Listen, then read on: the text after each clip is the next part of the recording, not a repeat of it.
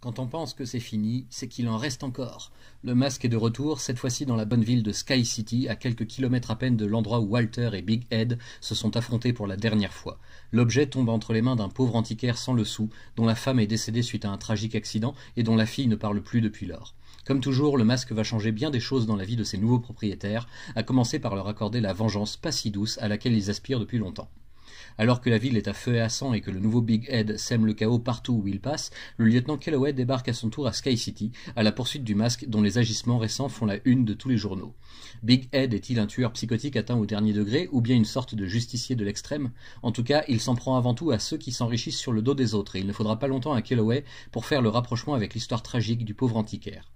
Les choses vont cependant se compliquer encore d'un cran quand Emily, la fille devenue muette, s'empare à son tour du masque pour le porter pour Halloween, ravageant absolument tout et tout le monde sur son passage. Si on ajoute la présence de plusieurs groupes de mercenaires venus des différents coins du monde avec le même but, prendre possession du masque pour accomplir un grand dessein mondial, la situation tourne véritablement au cauchemar à Sky City.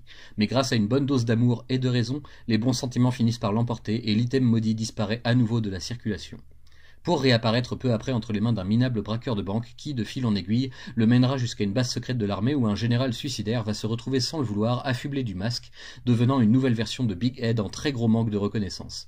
À partir de là, c'est un déluge ininterrompu de bagarres épiques et de situations grotesques à mesure que d'autres héros de l'éditeur Dark Horse se joignent à la traque du masque. Une seule chose à dire, ça décoiffe. Enfin, dans une dernière toute petite histoire, nous aurons l'occasion de retrouver ce brave Stanley Ipkiss, sinon en chair, du moins tout en os, revenu d'outre-tombe pour se venger de tous ceux qui ont participé à sa chute. Enfin ça, c'est ce qu'il aimerait, mais peut-être que ce n'est qu'un mauvais rêve de passage dans la longue vie d'un mort.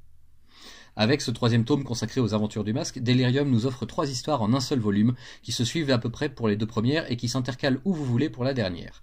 Les auteurs d'origine, John Arcudi et Doug Mahnke, signent d'ailleurs la 3e petite histoire en laissant la part belle à 2 autres duos pour les précédentes. Merci donc à Robert Loren Fleming et Peter Gross, ainsi qu'à Evan Dorkin et Gary Erskine. Grâce à eux tous, la folie de Big Ed atteint des sommets quel que soit son avatar, et le lecteur que je suis a adoré se perdre au fil des cases psychédéliques en se demandant quel sens avait toute cette histoire au final. The Mask est très clairement un ovni dans le genre des comics même underground, un déferlement gratuit de pure violence graphique avec parfois des émotions vraiment touchantes, et c'est toujours un réel plaisir de pouvoir en profiter dans une version française de qualité grâce aux efforts des équipes de Delirium. J'espère quant à moi que d'autres récits seront très vite ajoutés à cette belle collection qui mine de rien commence à bien s'étoffer. Comptez sur moi pour être au rendez-vous.